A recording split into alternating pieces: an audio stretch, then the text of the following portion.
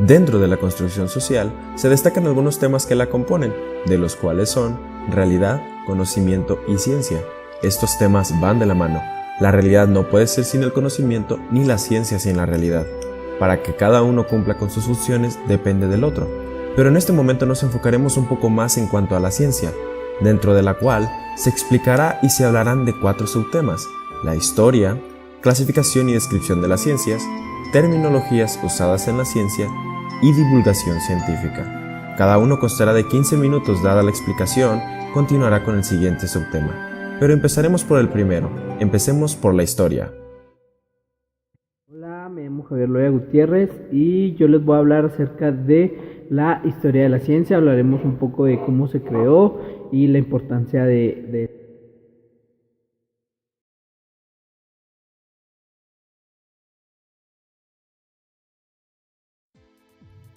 Historia de la ciencia. Por diversas razones, la historia de la ciencia es un área central para las humanidades contemporáneas. Por un lado, es un eje central de los estudios de la ciencia y la tecnología, ya que aporta junto con la sociología de la ciencia la mayor parte de los estudios empíricos sobre lo que es posible basar la reflexión y el análisis adecuado de las ciencias y la tecnología.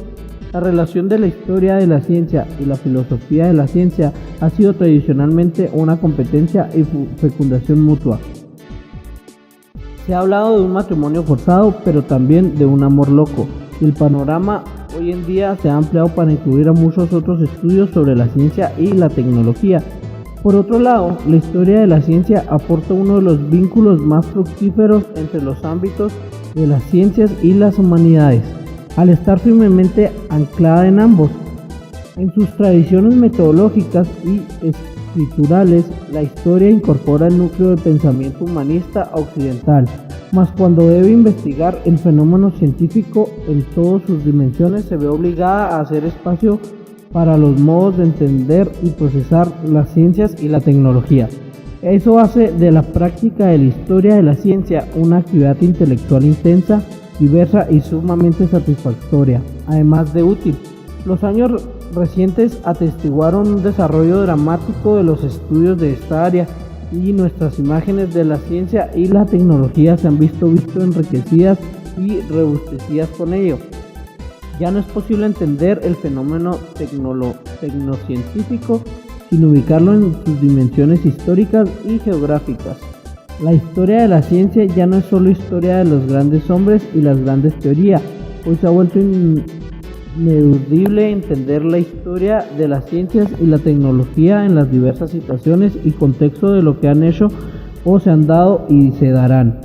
La historia de la ciencia en México y en región iberoamericana ha crecido por tanto en importancia y en erudencia. ¿Para qué sirve la historia de la ciencia? De manera consciente o no, el científico usa la historia de la ciencia para situarse en un punto específico del desarrollo de determinado conocimiento, para luego partir de ahí hacia nuevos postulados, que le conduzcan a resultados novedosos y, eventualmente, cambios de paradigmas. Por lo tanto, la historia de la ciencia tiene la capacidad de revelar procedimientos que devienen en confrontaciones que desencadenan el avance de la ciencia. En el siglo XXI, antes del desenfreno del desarrollo científico y tecnológico, la sociedad experimenta incertidumbre y desorientación ante la capacidad ilimitada de la ciencia y la tecnología para intervenir, modificar y rediseñar el mundo natural. Incluso hoy en día es claro que las innovaciones tecnológicas de orden médico, de telecomunicaciones, de producción, de alimentos y de bienes de consumo en general están causando severos daños ambientales, sobre todo a la vulnerabilidad para controlar innovaciones. Ante esta preocupación del presente, la historia de la ciencia llega para exponer, desde el pasado, las razones o las causas culturales, políticas, ciencia y la tecnología. Las razones o causas culturales, políticas, económicas, espaciales y materiales por las que la ciencia y la tecnología no solo se impusieron como un conocimiento válido para comprender y explicar el mundo, sino además para transformarlo y comercializarlo. De manera que el presente exige a la historia análisis y explicaciones críticas que cuestionen el posicionamiento del conocimiento tecnocientífico en el mundo actual. La historia de la ciencia también cumple la función de resguardar el patrimonio de los saberes locales. Esto quiere decir que cuando el pasado científico de una región o de un país se pulveriza o desaparece, la historia de la ciencia recupera y encuentra prácticas, teorías, propuestas y obras de momentos.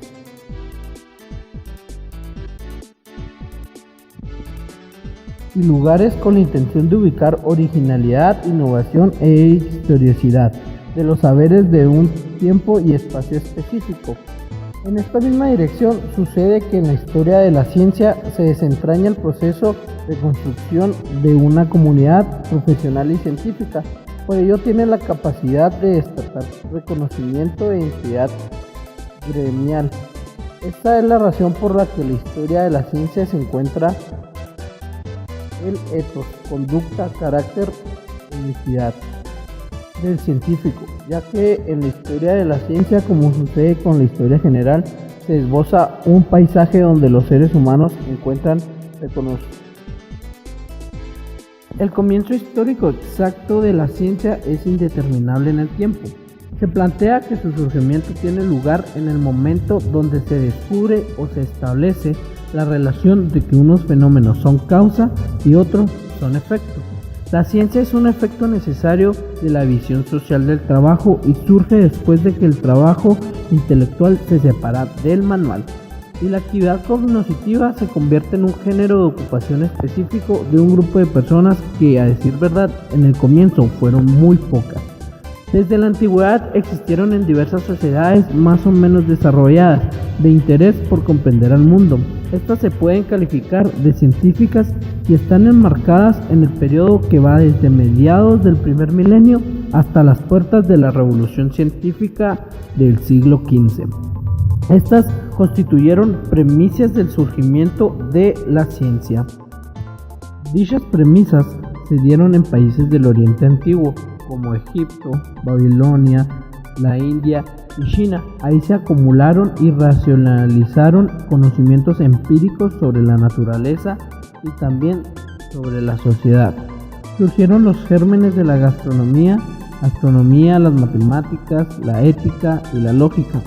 El patrimonio de las civilizaciones orientales fue asimilado y transformado en un armónico sistema teórico en la Grecia antigua, donde surgieron pensadores que se dedicaron especialmente a la ciencia y deslindaron de la tradición religiosa y mitológica. Desde aquel entonces hasta la Revolución Industrial, la principal función de la ciencia fue explicativa y su tarea fundamental consistió en proporcionar el conocimiento necesario para ampliar los horizontes de la visión del mundo y de la naturaleza, parte de la cual es el hombre mismo.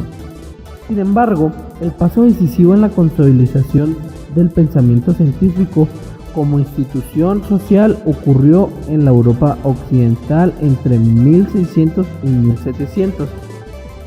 En el capitalismo, la ciencia rompió con toda la visión de sí misma heredada de la antigüedad, como actividad primordialmente centrada en la comprensión intelectual del mundo sin actuar sobre él, para convertirse en la base de la evolución técnica que caracteriza al mundo moderno desde la revolución industrial hasta nuestros tiempos.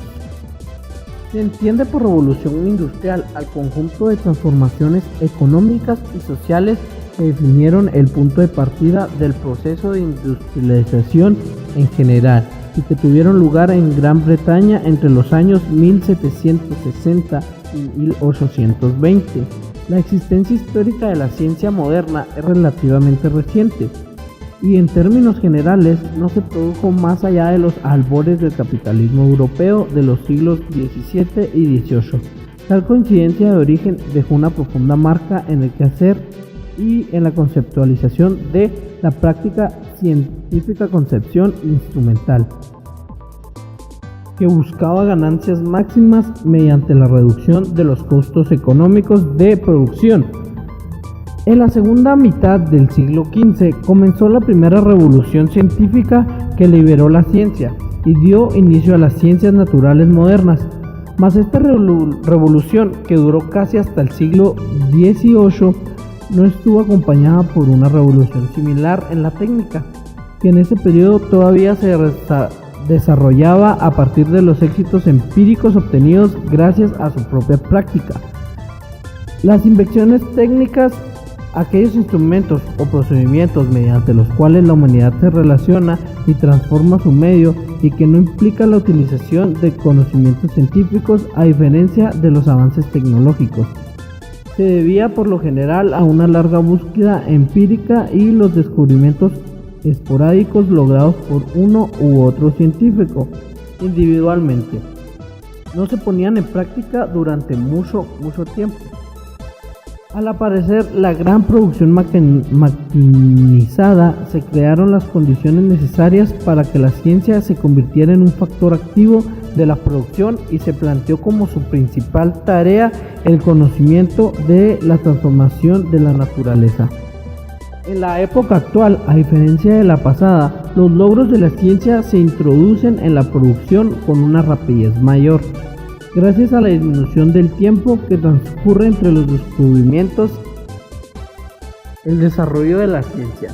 La palabra desarrollo tiene diferentes aceptaciones. Puede entenderse como un proceso de evolución, cambio o crecimiento relacionado con una persona, objeto, conocimiento o situación determinado. También puede referirse a situaciones que afectan a un conjunto de aspectos, como evolución. La noción de desarrollo supone que todo está sujeto a cambio y transformación. La ciencia puede entenderse como un conjunto de disciplinas teóricas e increíblemente experimentales que se dividen en dos grandes grupos. El primero es ciencias formales, como la matemática o la lógica, y el segundo es las ciencias empíricas o factuales. Estas últimas estudian fenómenos que se pueden conocer directa o indirectamente mediante los sentidos y los experimentos repetibles. Abarcan a las ciencias sociales y a las ciencias naturales. Otra distinción que es importante hacer es entre las ciencias básicas y las ciencias aplicadas, que da lugar a la tecnología.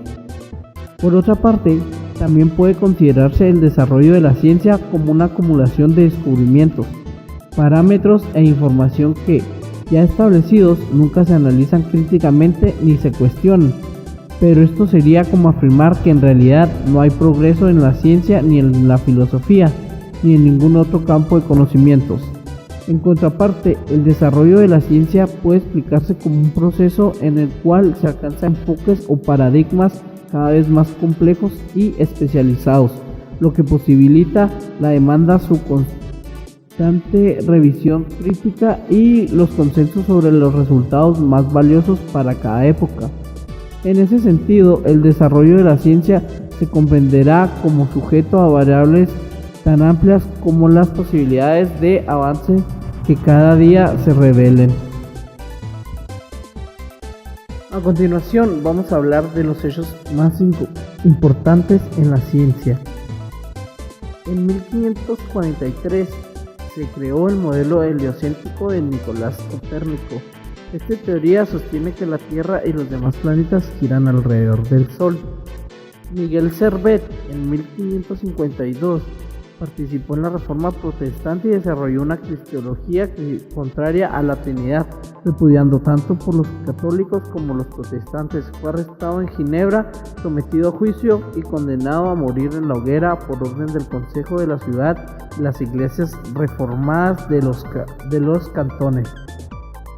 En 1572, Tycho Brahe hizo que se construyera Uranienborg, un palacio que se convertiría en el primer instituto de investigación astronómica.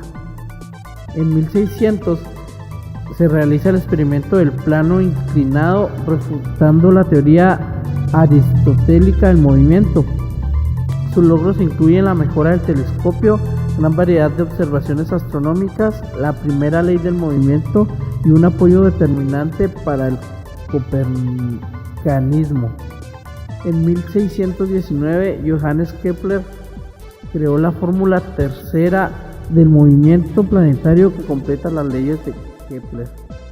En 1637, René Descartes hizo famoso el célebre principio positivo ergo sum, pienso, luego existo, elemento esencial del racionalismo occidental, y formuló el conocido método cartesiano.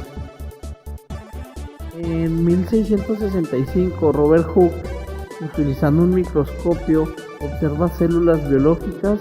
Es considerado uno de los científicos experimentales más importantes de la historia de la ciencia.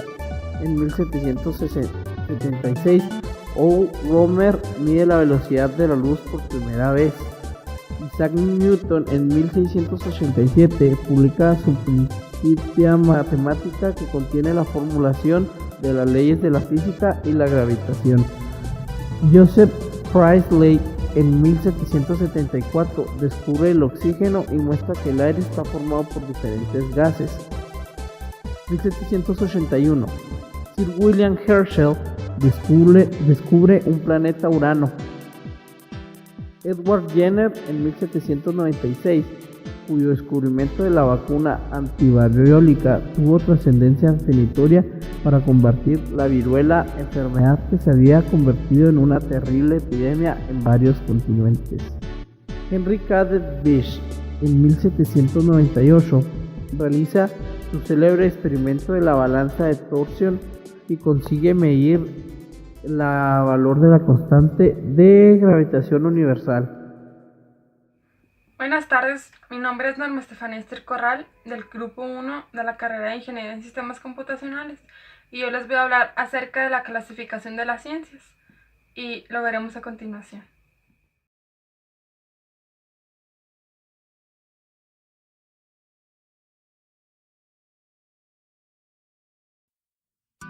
Clasificación de las ciencias.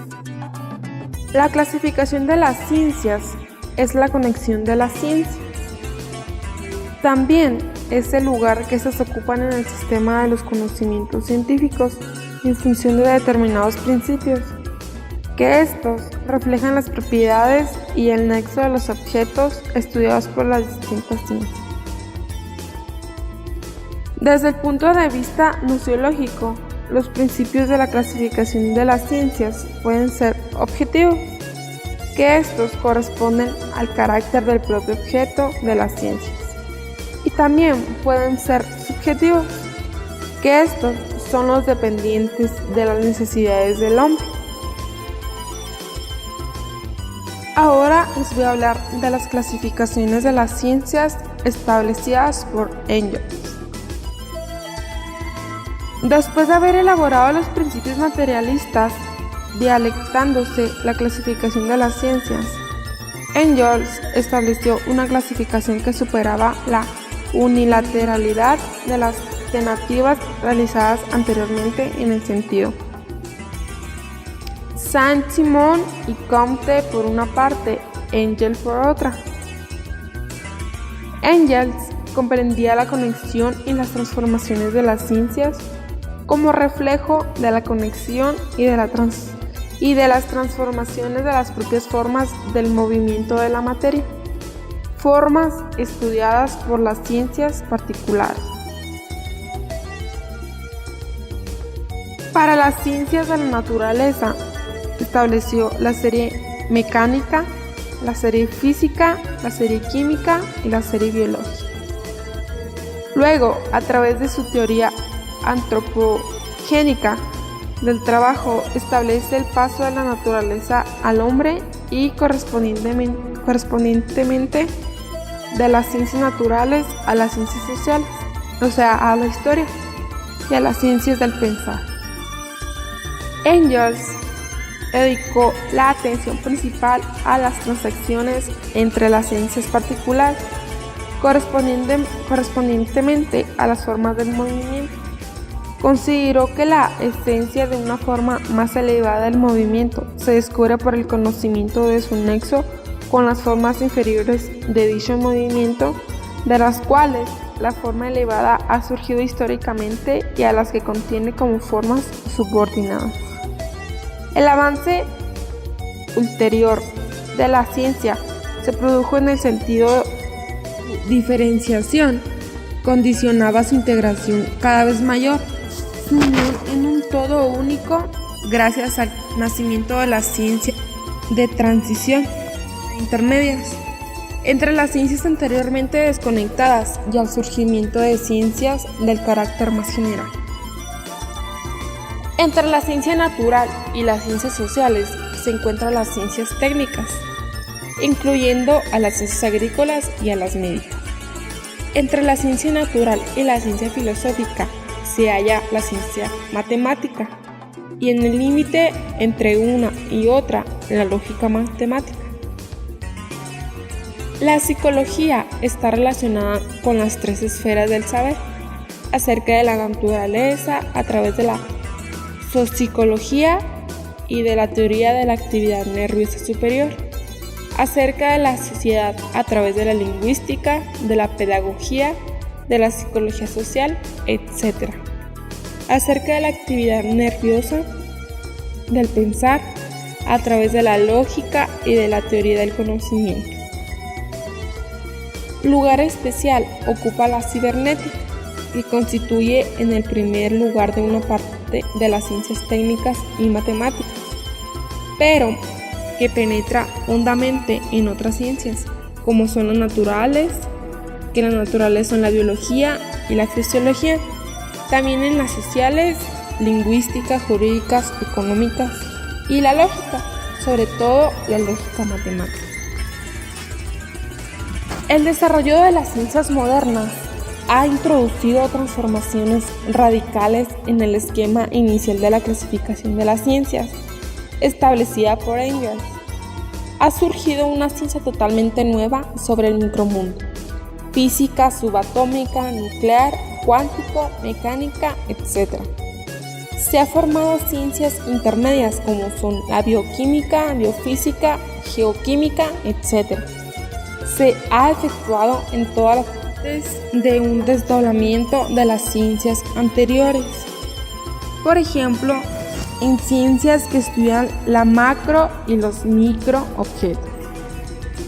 Con lo cual, la clasificación de las ciencias ya no puede representarse por una sola línea, sino que exige una honda y compleja ramificación. Se ha hecho necesario dividir las ciencias en ciencias de carácter más general, abstractas y de carácter más particular, que estudian formas del movimiento que poseen un substrato material portador específico. Y por último, tenemos la descripción y la clasificación. La llamada ciencia experimental se ocupa solamente del estudio del universo natural, ya que, por definición, todo lo que se puede ser detectado o medido forma parte de él.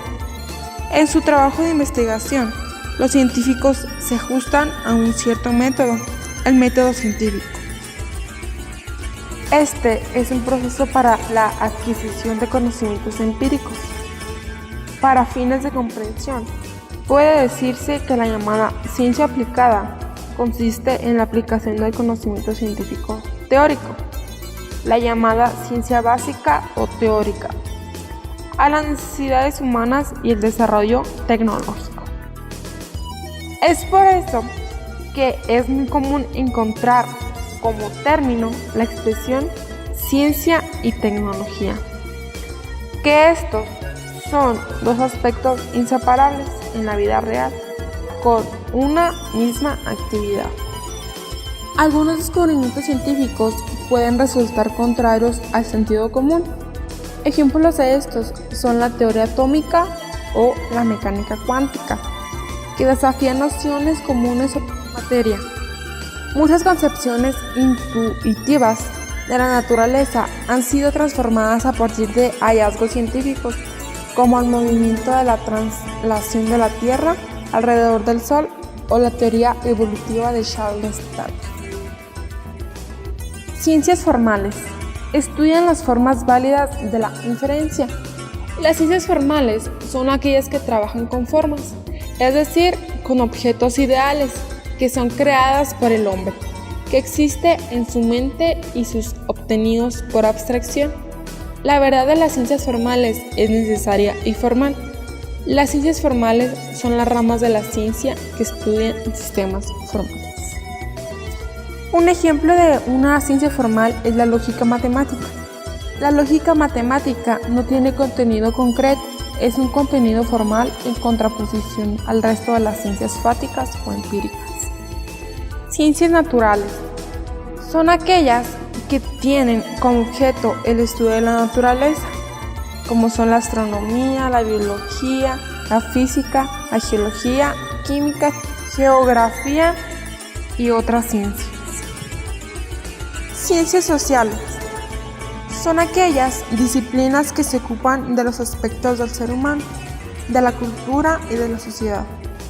El método depende de cada disciplina particular, como es la administración, la antropología, la ciencia política, demografía, economía, derecho, historia, psicología, sociología, geografía humana y trabajo social, entre otras.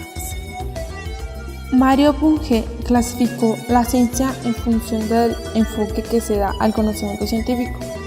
Por un lado, el estudio de los procesos naturales o sociales, el estudio de los hechos, y por el otro, el estudio de procesos puramente lógicos y matemáticos, el estudio de las ideas, es decir, postuló la existencia de una ciencia formal o ciencia fáctica y una ciencia formal.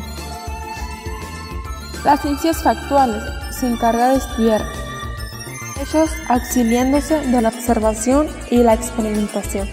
Por ejemplo, la física y la psicología son ciencias factuales porque se refieren a hechos que se supone ocurren en la realidad y por consiguiente tienen que apelar al examen de la evidencia empírica para comprobarlos. En conclusión, el objeto de estudio de la ciencia formal no son las cosas ni los procesos, sino las relaciones abstractas entre signos. Es decir, se estudian ideas, son ciencias formales a la lógica y a las matemáticas. Por conclusión tenemos que la ciencia se puede clasificar según su objeto, su método, otros por su afinidad, su complejidad y dependencia. Sin embargo, toda clasificación tiende a buscar los vínculos o relaciones existentes entre las diferentes disciplinas, formas de conocimiento. Así, una clasificación o división acertada implica la presencia del objeto propio de cada ciencia y sus relaciones con otras áreas afines, el método, el requerimiento de cada ciencia para enfrentar su objeto e igualmente su propósito para los cuales produce el hecho de investigación. Y hasta aquí llegamos con la clasificación de las ciencias. Esto es todo por mí. Espero que les haya gustado. El siguiente tema a tratar es las terminologías usadas en las ciencias. Hablaremos de algunos ejemplos que se utilizan en la ciencia y a su vez la explicación de cada una. Asimismo explicaré un poco del método científico y de los elementos que conlleva y asimismo con ese orden. Mi nombre es Isaac Reyes Luna, así que vamos con la explicación.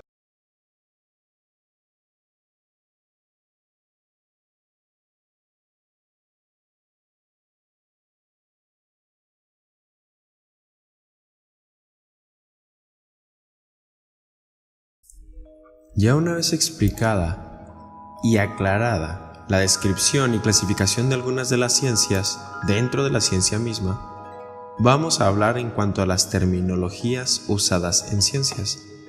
Algunos términos que utilizamos en la ciencia son modelo, hipótesis, ley y teoría, que para la ciencia cada uno tiene un significado muy distinto de cada uno. Por ejemplo, los científicos utilizan el término modelo para referirse a una descripción de algo, especialmente algo que puede usarse para realizar y pueda ser sometida a prueba por experimentación u observación.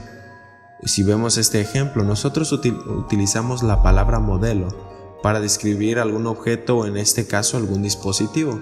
Si lo aplicamos en el ámbito diario, cada uno de nosotros contamos con un dispositivo móvil y cada dispositivo móvil contiene diferentes características y funciones, y eso también depende mucho del modelo que tiene cada dispositivo. Una hipótesis es una afirmación que aún no ha sido bien respaldada, o bien podemos decir que no ha sido descartada. Por otra parte, una ley física o ley natural es una generalización científica basada en observaciones empíricas. Si vemos un claro ejemplo de este tipo de observaciones, podemos incluso hablar de Isaac Newton, quien fue el que inventó o expuso el tema de la ley de la gravedad. Él una vez se encontraba estudiando debajo de un árbol en una sombra de manzanas. Después él se percató que una manzana cayó en su libro y él se puso a meditar qué pasaría si un objeto más grande hubiera caído, si le hubiera dolido más por la distancia y por el peso de este objeto. Es ahí donde él descubrió la ley de la gravedad, que no importa el peso de cualquier objeto o la masa, todas caerán al mismo tiempo si se lanzan de una misma distancia. La palabra teoría es incomprendida particularmente por el común de la gente.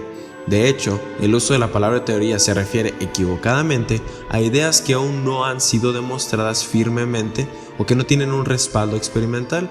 Un ejemplo de una teoría es la teoría de Darwin, en la que él explicaba el origen y el desarrollo del humano. En pocas palabras, nuestra procedencia del chango. Pero si lo vemos de un método científico, en cuanto a una teoría, los científicos generalmente la utilizan para referirse a un cuerpo de leyes o principios a través de los cuales se realizan predicciones acerca de fenómenos específicos. Y formalmente, una teoría es un sistema conceptual general y explicativo, racional y suficientemente objetivo sobre hechos o sobre algún aspecto de la realidad. Ahora hablemos un poquito en cuanto al método científico. Y cada ciencia y aún cada investigación concreta genera su propio método de investigación. En general, se define como método el proceso mediante el cual una teoría científica es validada o bien descartada. La forma clásica del método de la ciencia ha sido la inducción, formalizada por Francis Bacon en la ciencia moderna, pero que ha sido fuertemente cuestionada como el método de la ciencia, especialmente por alguien llamado Karl Popper, quien sostuvo que el método de la ciencia es el hipotético deductivo. En todo caso, cualquiera de los métodos científicos utilizados requiere algunos criterios, dentro de los cuales se encuentran tres. Uno de ellos es la reproducibilidad, es decir, una capacidad de repetir un determinado experimento en cualquier lugar y por cualquier persona. Esto se basa en la comunicación de los resultados que se obtienen de dicho experimento.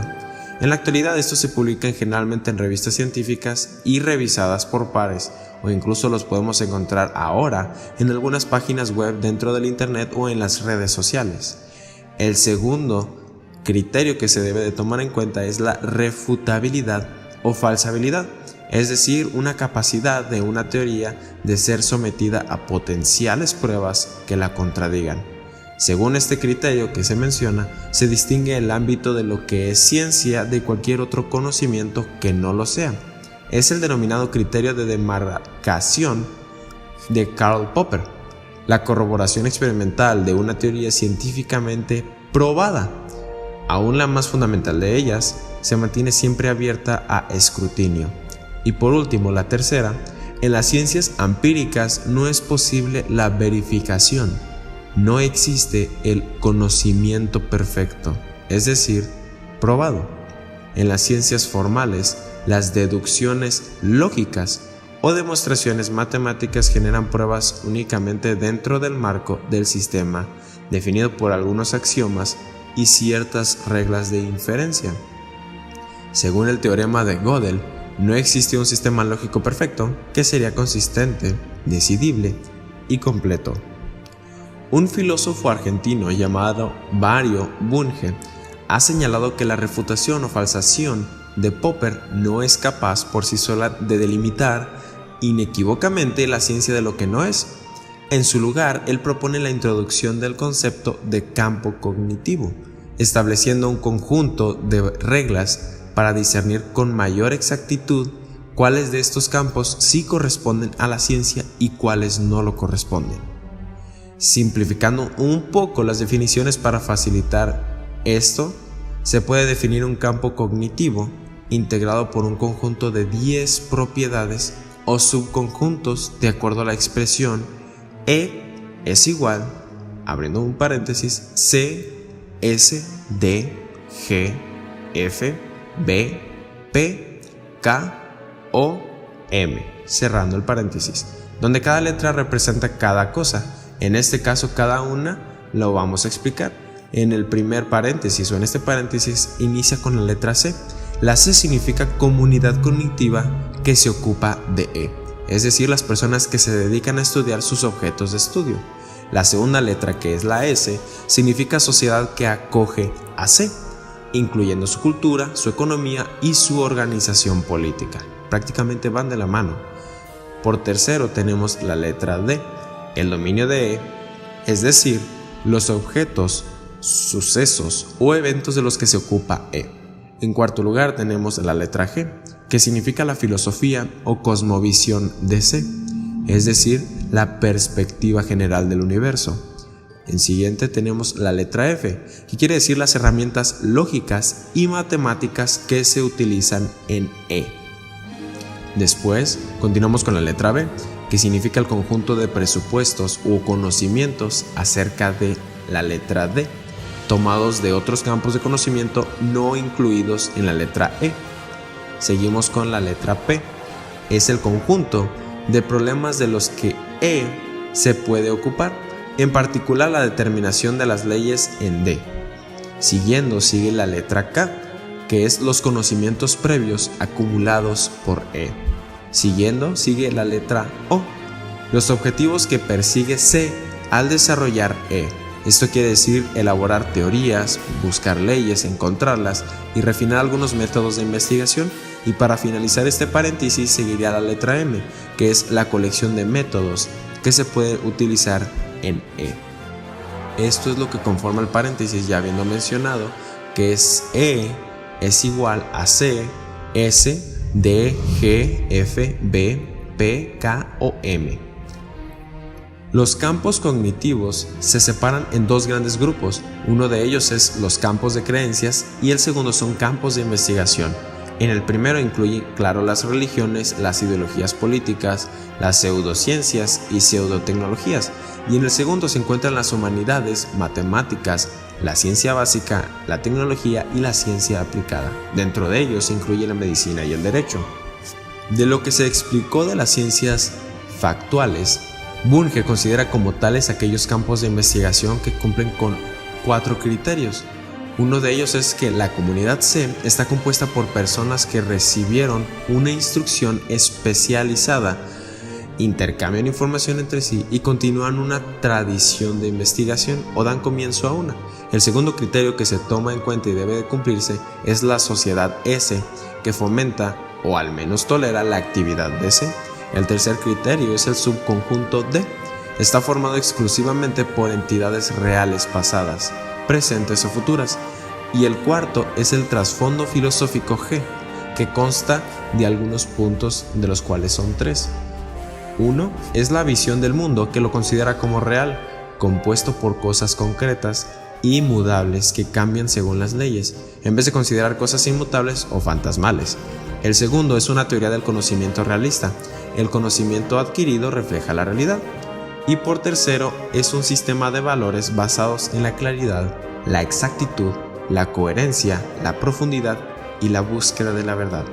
Después de esto, todavía contamos con algunos criterios que se deben de tomar en cuenta, los cuales vamos a mencionar. Uno de ellos es el subconjunto F. Solo incluye teorías lógicas o matemáticas actualizadas. Otro es el trasfondo específico B. Es una colección de datos, hipótesis y teorías actualizadas y razonablemente confirmadas, aunque corregibles, claro, junto a métodos eficaces de investigación producidos en otras áreas. P se compone solo de problemas que atañen a la naturaleza de los componentes de D, en particular a las leyes asociadas. Los conocimientos previos, K, incluyen teorías, datos actualizados, hipótesis y claro algunos datos comprobables, aunque no definitivos, que son compatibles con los de B. Los objetivos O contemplan descubrir o emplear las leyes en D y refinar la teoría y los métodos de M. M incluye solamente procedimientos escrutables, controlables, analizables, criticables y explicables o justificables, en primer lugar mediante el método científico.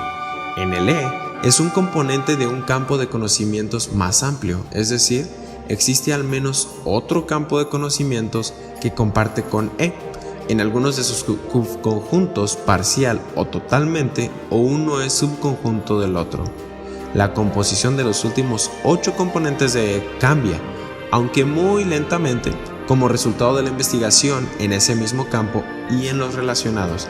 Y todo esto, según Bunge, todo campo de investigación que no logre satisfacer íntegramente estas 12 condiciones es acientífico. Todo campo que, siendo científico, se publicite a sí mismo como científico es pseudocientífico. Si un campo satisface las 12 condiciones de manera aproximada, se puede considerar una protociencia. Ejemplos de ellos es la economía y la politología. Si evoluciona hasta el cumplimiento de las 12 condiciones, entonces será una ciencia emergente o en desarrollo. Algunos ejemplos es la psicología o la historia. La diferencia entre ciencia y protociencia es una cuestión de grado. La diferencia entre protociencia y pseudociencia es cualitativa. Existe una serie de pasos inherentes al proceso científico que, aunque no suelen seguirse en un orden como tal se van a mostrar, suelen ser respetados para la construcción y el desarrollo de nuevas teorías. Estos son 4. Uno de ellos es la observación, en la cual se registra y se examina atentamente un fenómeno, generalmente dentro de una muestra específica, es decir, dentro de un conjunto previamente establecido de casos. El segundo paso es la descripción, detallar los aspectos del fenómeno, proponiendo incluso nuevos términos al respecto y dentro de esta investigación. El tercer punto o el paso es la hipótesis. Se plantea la hipótesis que explica lo observado en el fenómeno y las relaciones causales o las correlaciones correspondientes. El cuarto paso que se debe de tomar en cuenta es la experimentación. Es el conjunto de operaciones o alguna actividad destinada a través de situaciones generalmente arbitrarias y controladas, comprobar o demostrar las hipótesis. En este caso, cuando se llega a experimentar con algún químico o alguna sustancia, se plantea la hipótesis que explique lo que se está viendo en ese proceso y al final se realiza el experimento en el cual se somete a ciertas actividades y se esperan que los resultados sean comprobadas o demostradas de lo que se habló en una hipótesis. Estos son los 4 pasos que se deben de tomar en cuenta al momento de un proceso científico. Obviamente cada investigación que se hace hasta el día de hoy siguen llevando estos 4 pasos. Como lo explicamos hace un momento, no es tan literal de que estos 4 lleven un orden, pero siempre se respetan esos 4. Hola, mi nombre es Guillermo Areníbar Cruz y vengo a hablarte sobre la divulgación científica. Te daré algunos consejos sobre cómo puedes compartir y divulgar la información sin tener que meterte tanto en términos científicos. Así que quédate. Para que podamos comprender y entender qué es la divulgación científica, es necesario que veamos una pequeña introducción. A la divulgación científica se le conoce como el conjunto de actividades que interpretan y hacen accesible el conocimiento científico al público general, es decir, a todas aquellas labores que llevan el conocimiento científico a las personas interesadas en entenderlo o informarse de él. La divulgación pone su interés no solo en los descubrimientos científicos del momento, sino que también en teorías más o menos bien establecidas o aceptadas socialmente, o incluso en campos enteros del conocimiento científico. Y se han de preguntar, ¿pero para qué promover la ciencia? Porque promueve la curiosidad, ayuda a comprender la transformación que ocurre en la sociedad, ofrece información para que las personas puedan formar su propia opinión y participar en cuestiones asociadas a los avances científicos. Y con esto estoy queriendo decir que favorece a la participación de canales de información al servicio de la sociedad, así como también promueve prácticas de cuidado de la salud, el medio ambiente y posibilita la mejora de la calidad de vida. Ahora, hagamos una pequeña pausa sobre lo que acabamos de hablar, comentado por el señor Alejandro González Dávila, que dice: la divulgación científica debe tener 3 objetivos: informar al público de los avances científicos y tecnológicos, proporcionar el contexto político, social y cultural de esos nuevos conocimientos, y por último, hacer que las personas tengan un nuevo pensamiento de forma razonable y crítica sobre la ciencia. Ahora veamos más extensamente cómo desarrollar esta herramienta, y dice así: los centros de investigación, como su nombre lo indican, son institutos dedicados al quehacer científico. Su única misión será hacer ciencia, pues su objetivo principal estará encaminado a hallar a todo un personal calificado que trabajará para llevar a cabo un proceso en el cual se dé la investigación. Y bueno, la dirección del centro, primero que todo, debe de estar de acuerdo o no con divulgar sus resultados. Una vez que deciden divulgarlos, será el comienzo de una nueva visión del centro hacia el exterior. Y lo segundo que planea un centro de investigación, luego de haber decidido dar a conocer su ciencia o su conocimiento, es pensar en una estrategia de divulgación o estrategia de publicidad de acuerdo con sus planes u objetivos trazados por cada año. Pero para poder desarrollar un plan de acciones se necesita un grupo de trabajo que ejecutará cada actividad de acuerdo con lo planificado. Bueno, ya que hemos hablado bastante sobre distintas áreas de la divulgación científica, es necesario que veamos un pequeño resumen para no perdernos. Así que la divulgación científica pone su interés no solo en los descubrimientos científicos del momento, sino que también en teorías más o menos bien establecidas o aceptadas socialmente, incluso en campos enteros de conocimiento científico. Y por supuesto, como ya lo vimos anteriormente, tratando de enfatizar en algunas áreas del conocimiento y la ciencia, hemos visto que la divulgación científica no es más que llevar el conocimiento a la sociedad de una manera que sea comprensible para todos. En resumen, lo que queremos decir es que el conocimiento científico no tiene que ser una lengua exacta, sino que tiene que ser precisa y entendible ante la sociedad.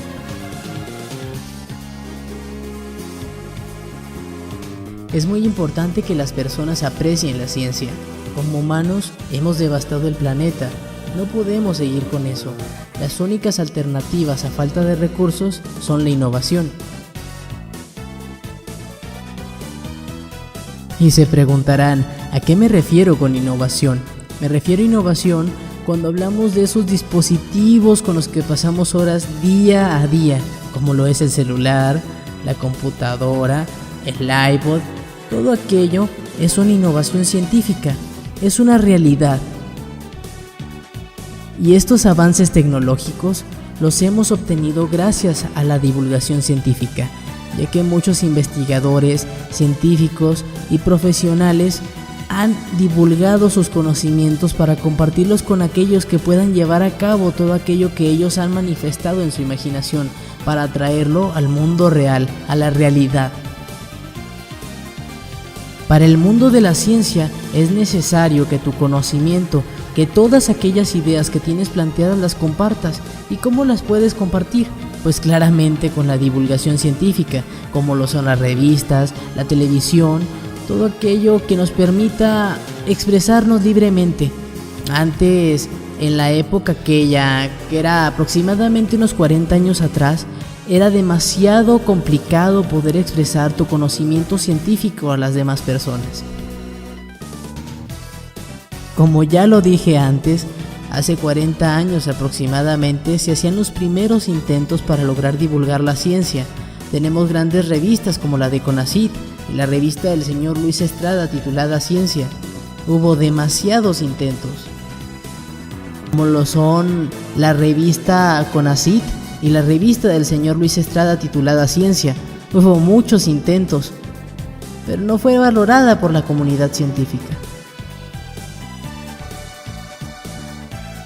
Solo que en aquellos instantes o en aquellos entonces la gente no estaba muy apegada a lo que era la ciencia, no tenía la mente tan abierta como ahora.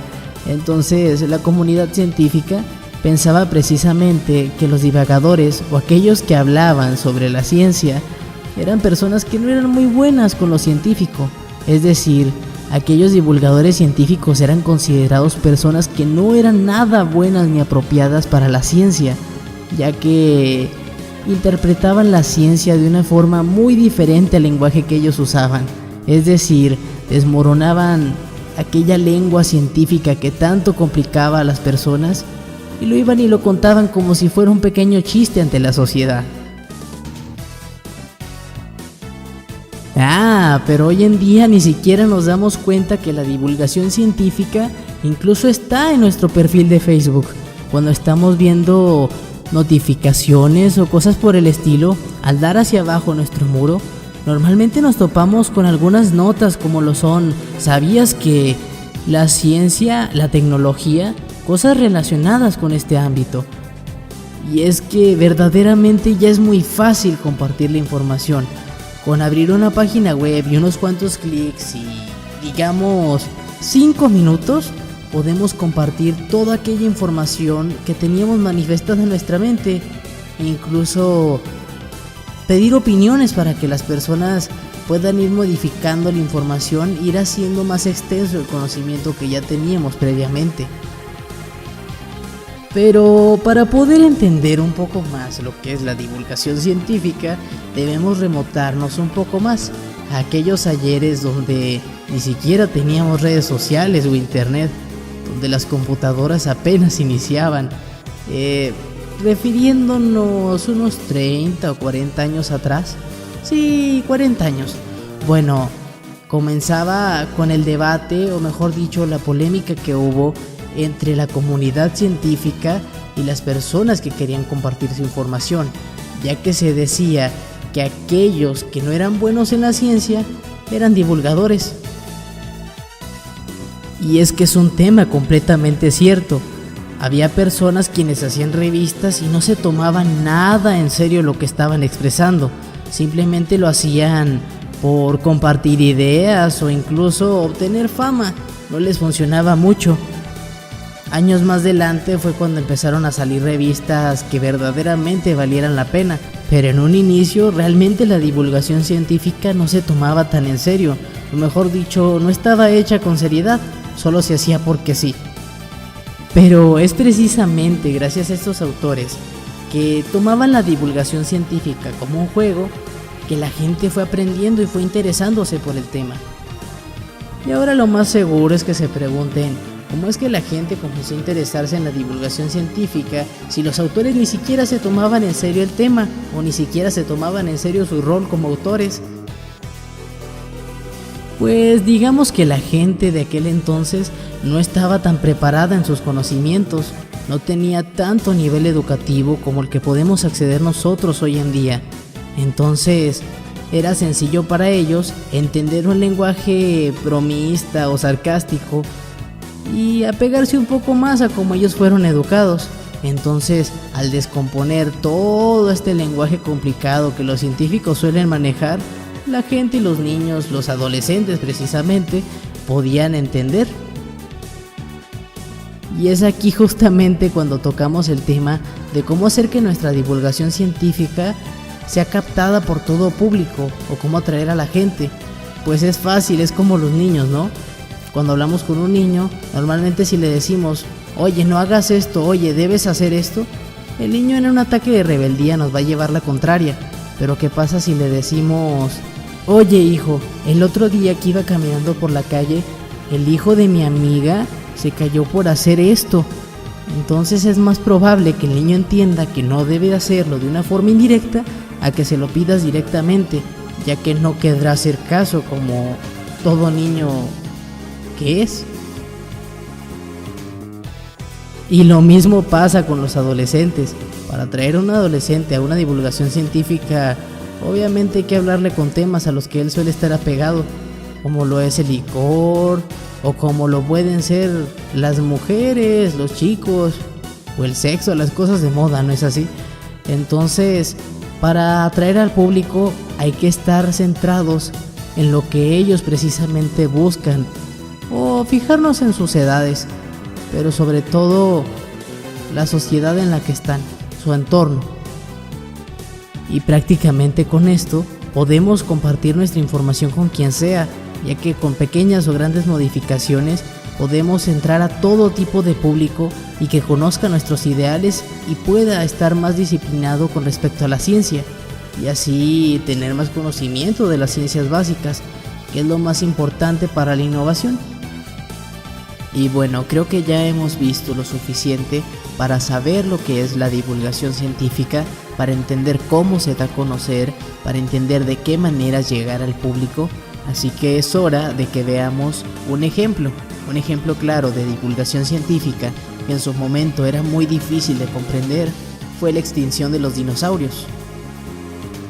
En aquel entonces los científicos ya estaban investigando sobre el tema, pero manejándolo con un lenguaje que simplemente ellos entendían.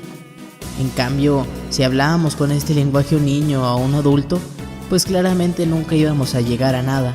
Así que los divulgadores tomaron la información y lo que hicieron fue descomponerla, desmenuzar poco a poco hasta que se deshicieron de ese lenguaje científico que complicaba a medio mundo, y entonces hicieron que con su nueva información hasta un adulto de gran edad o un niño pudiera comprender fácilmente lo que era la vida de un dinosaurio hasta su extinción.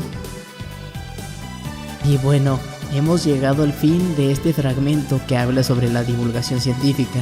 Espero les haya gustado y hayan entendido un poco más sobre lo que es la divulgación científica. Verdaderamente es un tema bastante extenso.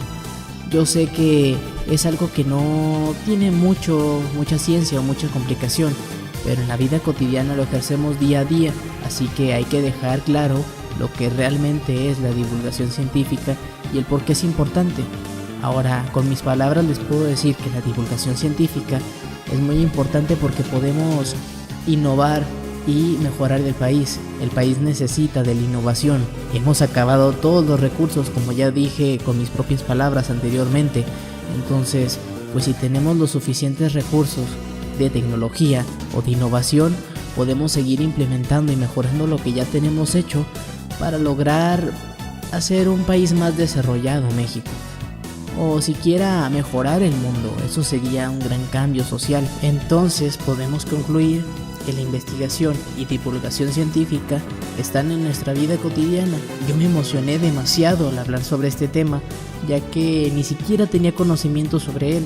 Al investigar y tratar de explicar a ustedes lo que viene a ser, me di cuenta que todo este tiempo es algo que he hecho, es algo que he vivido y que he relacionado demasiado en las acciones que hago día a día.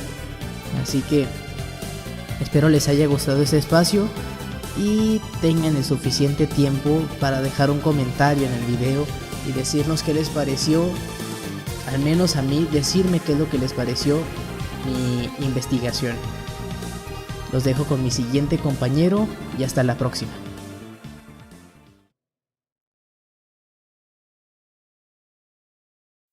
A la conclusión que podríamos llegar es que el propósito de la ciencia en la construcción social depende mucho de la divulgación científica. Así como se explicaba ya a grandes rasgos, la divulgación científica es la que se encarga de que todo lo descubierto, futuras investigaciones y próximos proyectos por realizar debe ser comunicado al entorno social, en este caso a todas las personas. Gracias a que esto se ha cumplido con el paso de los años, hemos conocido y aprendido sobre el surgimiento de nuevas enfermedades, así como la cura para cada una de ellas. Esto solo es un ejemplo de lo que se ha logrado gracias a la divulgación científica. Pero con esto, queda más que por asentado que la ciencia es necesaria para la construcción social.